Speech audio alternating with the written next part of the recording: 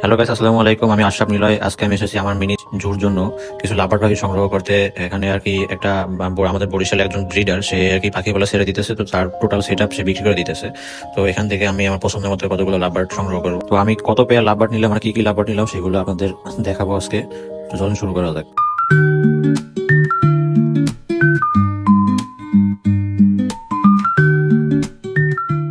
তো প্রথমে আমি একজোড়া ইউইং অফলাইন ফিশের হাতে নিয়ে চেক করতেছিলাম তাদের ফুল বডি ফিটনেস ঠিক আছে নাকি, বডিতে কোনো এক্সট্রা ফ্যাট বা কোনো ক্ষত চিহ্ন আছে নাকি। তো এরকম করে আমি অলমোস্ট 15 জোড়া লাভার সিলেক্ট করে ফেললাম, যেখানে আছে আমার ইউইং ফিশার, অফলাইন ফিশার, ইয়েলো ফিশার, পারবুলু, স্প্লিট পারবুলু, এরকম করে 15 জোড়া লাভার নিয়ে নিয়েছিলাম। আর ভাইয়ের সেটাপে এক জোড়া পাখি ভালো লাগছিল, জেপি, ওই জোড়া নিয়ে নিয়েছিলাম। পাখিগুলোর ভিতরে এক জোড়ার সাথে দুইটা বাচ্চা ছিল, ওই পাখির জোড়া আমি নিয়ে নিয়েছিলাম কারণ ভাই যত্ন নিতে পারতেছিল না, ভাই সময় হইতেছিল না, অনেকগুলো পাখি এখানে। তো এই হলো গিয়ে আমার সব সিলেক্ট করা লাপার গুলো। এখানে আমি মেল ফিমেল আলাদা দুইটা কেজি আলাদা করে নিয়েছিলাম, যাতে আমার বাসায় যে সবগুলো ব্রিডিং কেজে রাখতে সুবিধা হয়। পেয়ার জাপানিজ বা যে কাছে পছন্দ ছিল ওদেরও নিয়ে নিয়েছিলাম। ইনশাল্লাহ আমরা আমাদের নেক্সট ব্লগে লাপার গুলো কিভাবে কি সেট করলাম তা দেখাবো। আজকের জন্য এই পর্যন্তই। ধন্যবাদ। আসসালামু আলাইকুম।